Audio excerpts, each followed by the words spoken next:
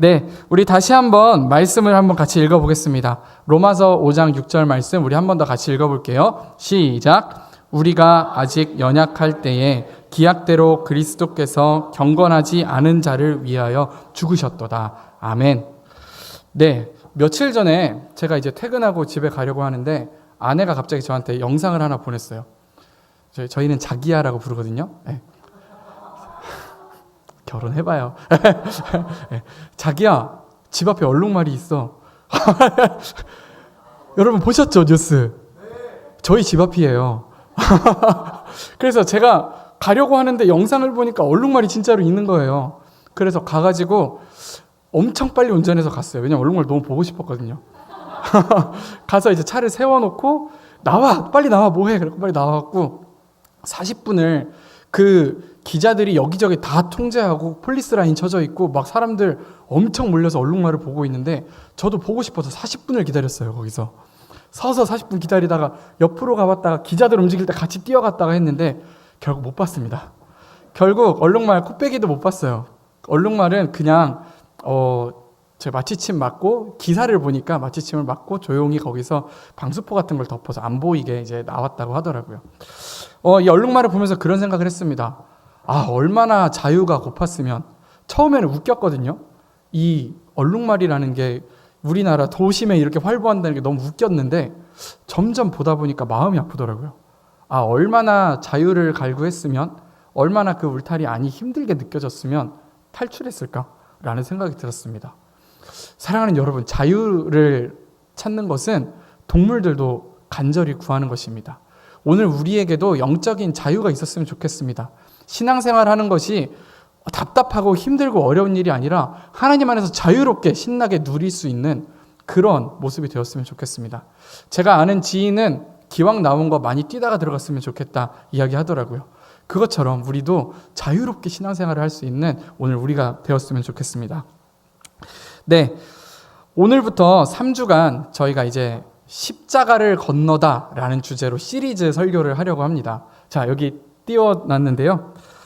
십자가를 건너다 라는 시리즈로 3주 동안 이제 말씀을 전하려고 합니다. 이 3주간의 시리즈 설교의 핵심 구절은 오늘 읽었던 말씀을 포함한 로마서 5장입니다.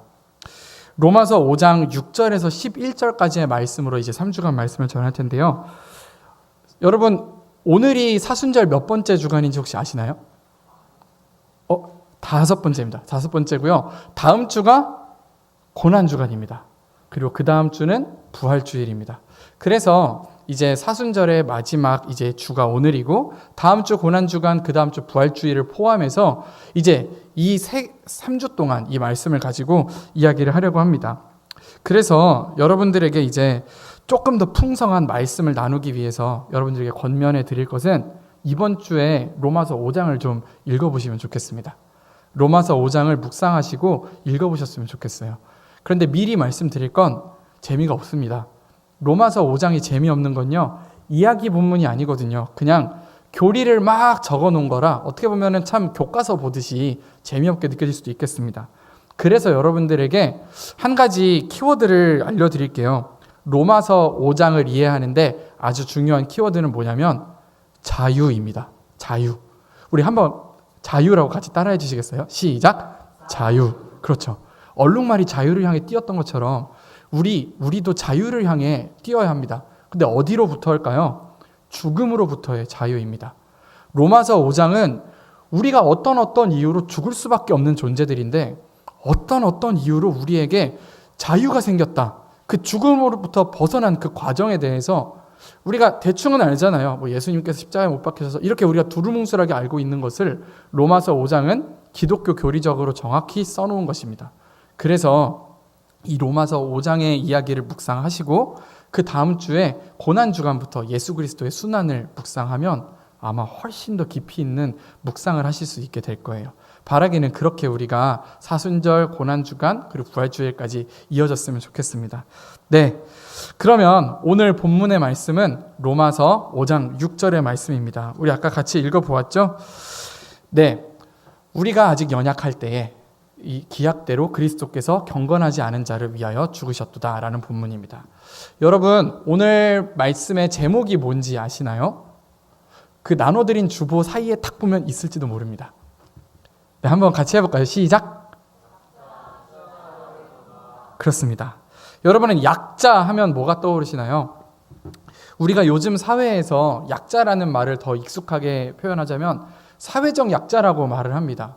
사회적 약자라는 건 어떤 신체적인 장애를 가지고 있거나 아니면 뭐 어린이, 노인 등등 포함해서 정치, 경제적으로 혹은 문화적으로 주류 집단으로부터 소외되어 있는 집단 혹은 그렇게 느끼고 있는 집단을 우리가 아울러서 이제 우리는 약자라고 말합니다. 약자들의 그 약점은 갖가지 다르죠. 누군가는 뭐 진짜 장애일 수도 있고 누군가에게는 경제적인 부족함이 될 수도 있고 여러 가지가 있습니다. 그런데 그 갖가지 다양한 약점이 있지만 그들을 공통적으로 묶는 것 한 가지는 소외입니다. 소외된 것입니다. 각자 다른 약점을 가지고 있지만 모두가 공통되게 소외되어 있습니다. 소외라고 하니까 요새 유명한 드라마가 떠오릅니다. 어떤 것인지 아시겠죠? 넷플릭스의 더 글로리라고 하는 시리즈 많이들 보셨나요? 오, 예, 감사합니다. 굳이 그렇게 또 대답을. 학교 폭력을 소재로 한 드라마인데요. 내용을 보면 학교 폭력 피해자인 이 문동은은 분명한 약점이 있는 사람입니다. 이 문동은의 약점은 뭐냐면요. 가난입니다. 가난한 집 사정 때문에 학교에서 그렇게 말도 안 되는 폭력을 당하고 있어도 제대로 된 대처를 하지 못합니다. 오히려 이 문동은이라는 사람을 지켜줘야 할 엄마는 잘 아시다시피 가해자에게 유리한 각서를 써주죠. 돈을 받고. 또 이 학생을 지켜줘야 하는 경찰, 학교 선생님들 모두 다 돈을 받고 매수된 사람들입니다. 그러니까 이 집요하게 짙은 이 폭력 앞에서 이 문동은의 가난은 결정적인 약점이 된 셈입니다. 결정적인 약점이 되어서 문동은이라는 이 극중 인물을 소외시켜버립니다. 원래는 학교에서 너무 행복하고 즐겁게 보내야 하는 청소년입니다. 뭐 수업 시간에 졸기도 하고 친구들이랑 매점에 뛰어가기도 하는 그런 재밌는 추억을 만들어야 할, 그 시간을 누려야 할, 밝게 자라야 할 청소년입니다. 그런데 이 학생은 그 모든 누릴 수 있는 것들로부터, 당연히 마땅히 누려야 되는 것들로부터 소외돼 버리고 말았습니다. 참 안타까운 일입니다. 그런데 극 중에 이런 대사가 있죠. 너 정신 차려. 그때 문동은 아니면 너였어. 이런 대사가 있죠. 이 대사가 어떻게 보면 우리도 자유롭지 않은 것 같습니다. 이 이야기가 왜 우리에게 이렇게 분노를 사고 왜 우리에게 이렇게 공감을 불러일으키냐? 남일 같지 않기 때문입니다. 이 이야기가 그저 남일 같지 않은 이유는 우리 모두 약점이 있는 사람들이기 때문입니다. 남일이 아닙니다. 사실 여러분, 우리 가운데 약점이 없는 사람이 누가 있겠습니까? 모두가 우리는 약점이 있습니다. 모두가 갖가지 종류는 달라도 자기만의 약점이 각각 다 있습니다. 그러니 우리 공동체처럼 서로서로 그 약한 부분을 보완해주고 오히려 더 챙겨주고 지켜주고 도와주는 사랑하는 사회라면 얼마나 좋을까요? 그런데 안타깝게도 우리가 살고 있는 세상은 그렇지가 않습니다. 우리가 사는 세상이 그렇지가 않습니다. 어떻게든 집요하게 우리의 약점을 찾아내서 그걸 공격해서 어떻게든 우리를 소외시키려고 노력하는 힘이 존재합니다. 우리가 마땅히 누려야 할 아름다운 세상으로부터 우리를 소외시키려고 노력하는 그 힘이 분명히 존재합니다. 성경에서 예를 들어볼까요? 하나님께서 너무나 아름답게 세상을 창조하셨어요. 생육하고 번성하라, 누려라 이렇게 만드셨어요. 그런데 이 사람에게 약점이 있었죠. 동산 중앙에 있는 나무의 실과를 먹지 말라 하는 그 하나님의 말씀에 대한 호기심이었습니다. 이 호기심이 약점이 되어서 우리가 뱀으로 표현하는 그 악함은 이 호기심을 집요하게 공격해서 결국엔 아담과 하와를 에덴 동산으로부터 쫓겨나게 만듭니다. 결국 아담과 하와는 자기들이 누려야 했던 그 아름다운 것으로부터 소외돼 버리고 맙니다. 무엇 때문에요? 자신들의 그 약점 때문에입니다. 그렇습니다. 여러분, 약하다는 것은 내가 가진 것을 지킬 수 없다는 것을 말합니다. 힘이 없으면 잃어버리게 됩니다. 힘이 없으면 우리에게 아무리 좋은 것이 주어져도 그걸 지켜내지 못하는 게 여러분과 제가, 우리가 살고 있는 사회가 아닙니까? 우리에게 약점이 있다는 것은 다른 것이 다 건강해도, 뭐 돈도 많고 체력적으로 건강해도 내가 예민한 그 약점 그거 하나 건드리면 내가 가진 것을 다 빼앗길 수도 있다는 말입니다. 언젠가 제가 TV를 보다가 사슴이 표범에게 쫓기는 그 영상을 봤어요. 근데 진짜 이 사슴이 엄청 잘 뛰어요. 표범이 막 오는데 이리 갔다 저리 갔다 그 회피 기동이 엄청납니다. 엄청 잘 뛰고 또 멋있어요. 그래서 보면서 저도 모르게 이 사슴을 응원하게 되더라고요. 아, 제발 이겨라. 제발 이겨라. 응원하게 됐습니다. 그런데 여러분, 제 응원과 저의 그 마음과는 상관없이 결국 그 영상은 그 잘 뛰던 사슴이 잡아먹히고 죽는 걸로 끝이 났습니다. 오히려 그 영상은요, 그게 반전이었어요. 왜냐하면 영상에서 사슴이 너무 멋있었거든요. 누가 봐도 이 사슴이 이 표범을 따돌리고 끝날 것 같은 그런 영상이었는데 반전은 없었습니다. 그냥 결말은 결국 사슴이 물려 죽는 일이었습니다. 여지없이 사슴이 잡아먹히는 결말이었습니다. 이게 현실입니다. 이게 바로 약육강식의 세계입니다. 약자에게 허락된 것은 죽음뿐입니다. 얼마나 멋있게 움직임을 보여줬든지 상관없고, 얼마나 이 사슴이 친절하게 살았는지 노력했는지 상관없습니다. 그냥 약자는 폭력에 노출되면 죽는 것이 결말입니다. 약자에게 허락된 결말은 사망뿐입니다. 왜 이렇게 힘든 이야기를 할까요? 이것이 우리이기 때문입니다. 우리가 영적인 세계에서 우리에게 주어진 자리는 강자가 아닙니다. 약자입니다. 우리는 약자라서 사실은 사망으로 끝날 수밖에 없는 존재들입니다. 우리 오늘 본문 말씀으로 다시 돌아가 볼까요? 붉은색 부분만 우리 한 목소리로 같이 읽어보겠습니다. 시작. 우리가 아직 연약할 때에. 그렇습니다. 이 본문을 기록한 바울은 우리들이 연약하다고 이야기합니다. 바울도 우리가 약한 존재라고 이야기합니다. 우리 눈앞에 있는 사망으로부터, 우리의 약점을 이용하는 이 악한 권세들로부터 우리는 스스로를 구원할 힘이 전혀 없다는 것입니다. 여러분, 잠시 상식 퀴즈를 하나 드릴까요? 성경을 두 가지로 나누면 뭐하고 뭐죠? 그렇습니다. 조금 자신 없으신가요?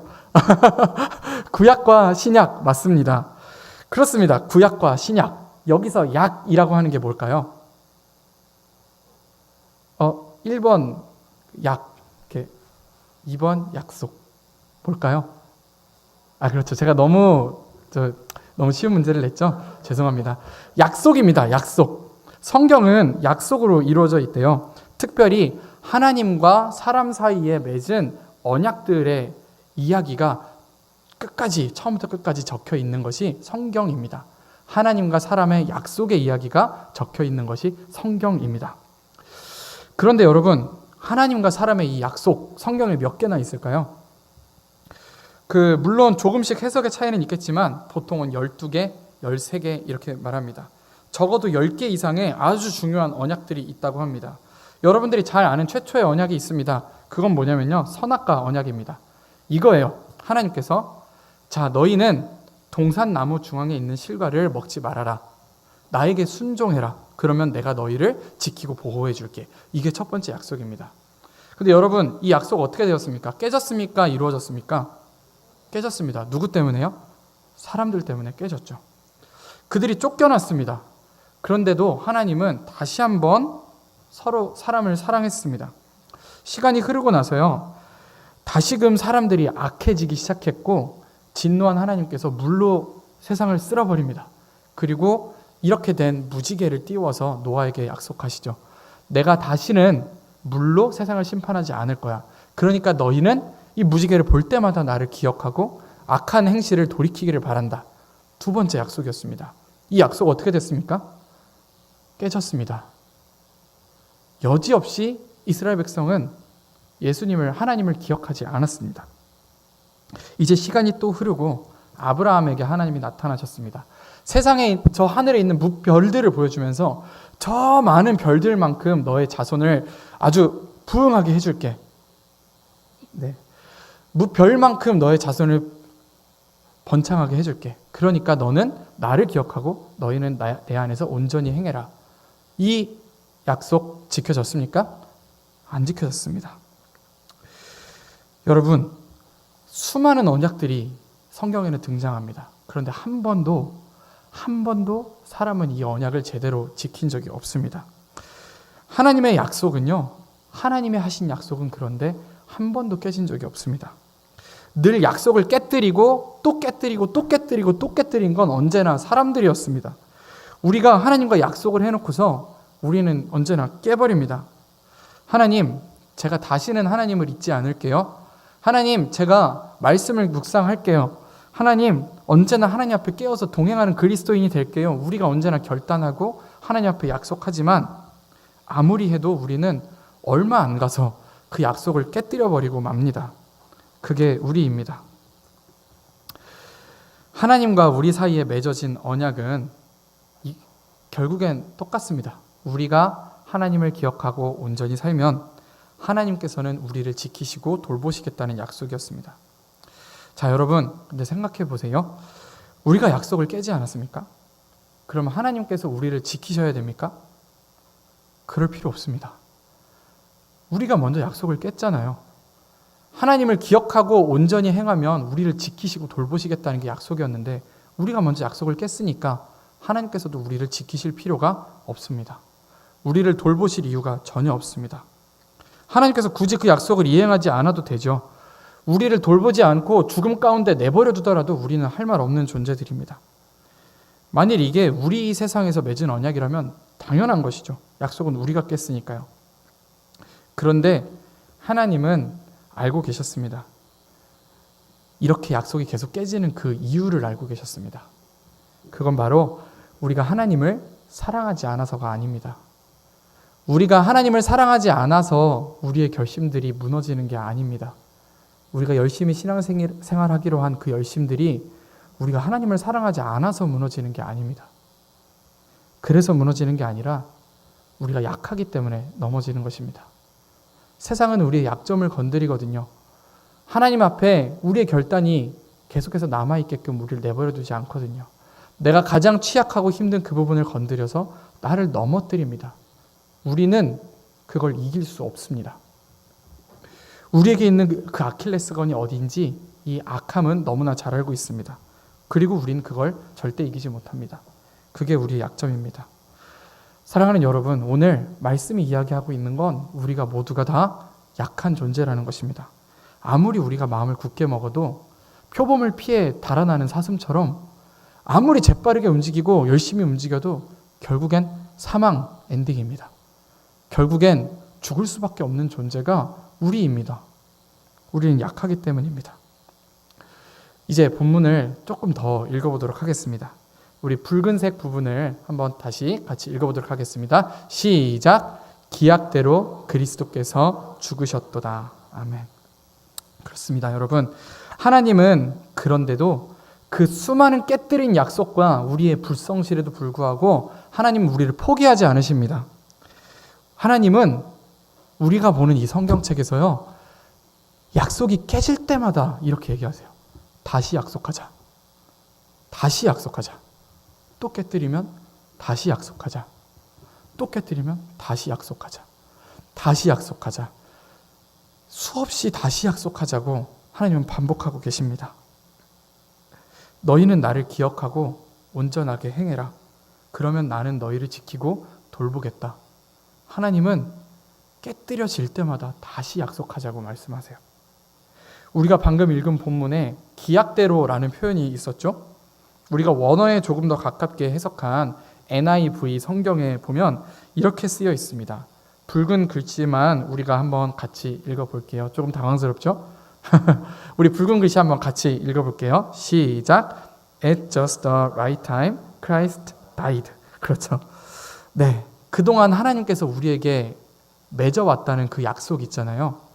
매번 다시 약속하자고 했던 그 약속의 진짜 내용이 뭐였는 줄 아세요? 그 진짜 내용이 바로 이거였어요. At just right time. 적절한 그때에 예수님께서 죽을 거라는 것. 하나님께서 죽을 우리를 위해 대신 죽으시겠다는 게 지금까지 하나님이 우리에게 해온 그 약속의 정체였습니다. 가장 적절한 어느 때가 되면 하나님이 대신 죽겠다는 거예요. 우리의 약함으로 우리가 약속을 깼으니까 우리가 죽어야 마땅한데 그럴 때마다 하나님이 다시 약속하자 하시면서 지키려고 하셨던 그 약속은 하나님이 적절한 때에 우리 대신 죽겠다는 거였습니다. 삼위일체 하나님께서 대신 우리의 죄값을 치르겠다는 것이 바로 그 약속의 정체였습니다. 그래서 사람들이 여전히 연약함 가운데 허덕이는 그 어느 날, 우리가 아직 연약할 때에 기약대로 그리스도께서 십자가에 달려 돌아가셨습니다. 우리의 연약함은 죽음으로 끝나는 거였는데 그 결말이 바뀌어버렸습니다. 너무나 큰 반전이죠. 예수 그리스도의 대속의 십자가 앞에서 우리의 약함은 힘을 잃어버렸습니다. 더 이상 우리의 연약함이 약점이 아니게 되었습니다.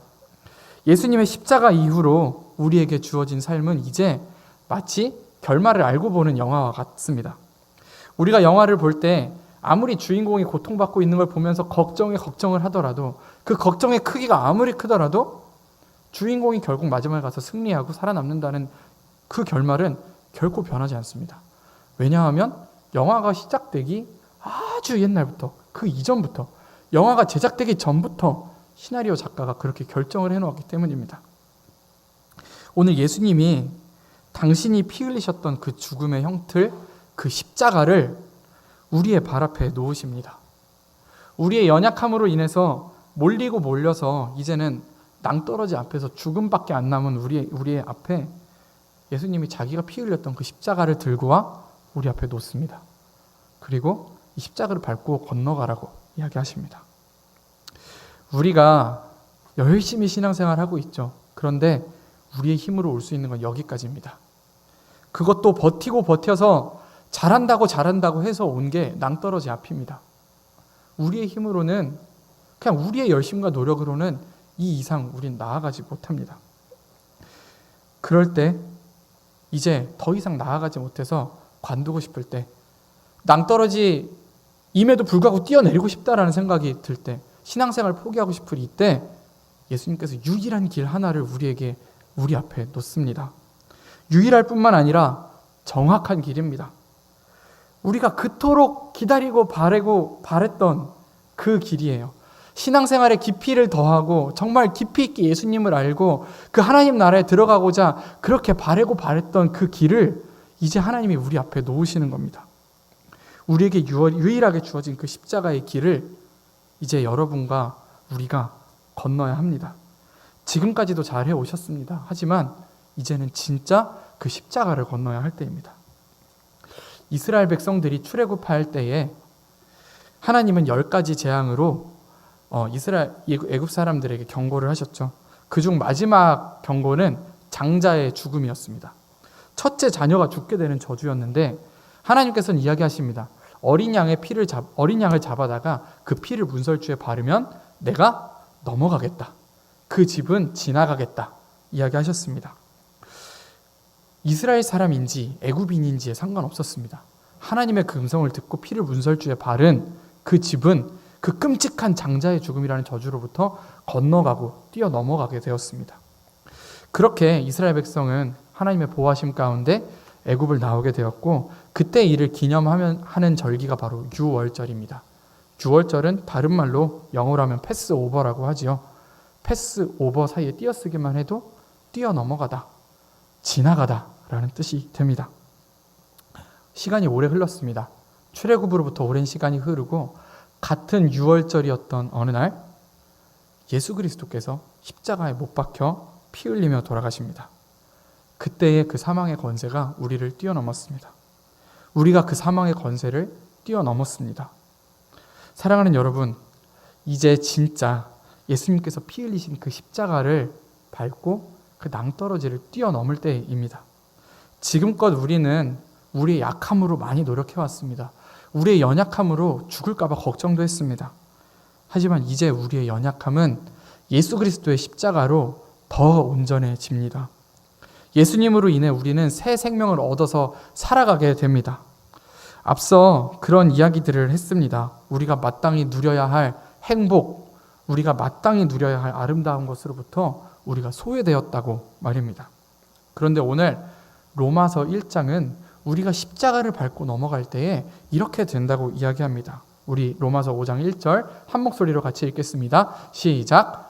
그러므로 우리가 믿음으로 의롭다 하심을 받았으니 우리 주 예수 그리스도로 말미암아 하나님과 화평을 누리자. 화평을 뭐 하자고요? 누리자고 이야기합니다. 좀 누리자고요. 그렇게 어렵고 힘든 신앙생활 말고 하나님 앞에서 죽음으로부터 자유로워서 기뻐 뛰는 신앙생활을 좀 하자고요. 웨스트민스터 소요리 문답 제일 첫 번째에는 이런 조항이 있습니다. 진짜 웨스트민스터 제일 첫 번째예요. 제가 질문할 테니 여러분이 답해 주세요. 사람의 제일 되는 목적이 무엇인가?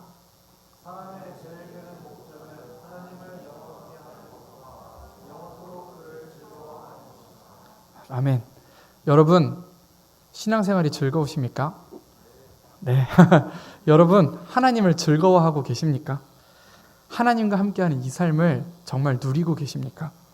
오늘 우리는 이 즐거움을 나누었으면 좋겠습니다. 그리고 이 즐거움을 또 누군가 건너오도록 손을 내밀어 줄 수 있는 우리가 되었으면 좋겠습니다. 이 즐거운 소식을 여러분 함께 전하는 우리가 되었으면 좋겠습니다. 여러분에게 나눠드린 주보 사이에 보면 오늘 소그룹에서 함께 나누었으면 하는 질문들을 제가 좀 적어보았어요. 리더님들께 제가 먼저 양해를 구하지 않아서 죄송하고요. 여러분 오늘 소그룹 하면서 이 질문을 함께 나누어 보시면 좋겠습니다. 말씀을 마무리할 텐데요. 우리 이렇게 한번 이야기했으면 좋겠습니다. 로마서 5장을 읽자. 이렇게 이야기해 주세요. 자, 시작. 로마서 5장을 읽자. 기도하겠습니다. 연약함으로 인해 죽을 수밖에 없던 우리를 구원하신 하나님, 수많은 불성실과 우리의 깨뜨린 수많은 약속들에도 불구하고 여전히 우리를 사랑해 주신 것 감사합니다. 이제 간절함으로 하나님 앞에 나아와 십자가의 길을 걷겠다 다짐합니다. 사망의 음침한 길 가운데에서 걸을 때 자꾸만 나의 약점만 눈에 들어올지라도 하나님께서 나를 지키심을 느끼면서 두려워 않고 함께 걷는 우리가 되게 해주세요. 내가 부득불 자랑할진대 나의 연약함을 자랑할지라 얘기한 바울의 고백처럼 우리가 연약한 그 자리에 그만큼 더 채우시는 예수님을 경험하는 우리 청년부 될 수 있도록 인도해 주세요. 우리를 하나님과의 화평의 자리로 초대하시는 예수 그리스도의 이름으로 기도드립니다. 아멘.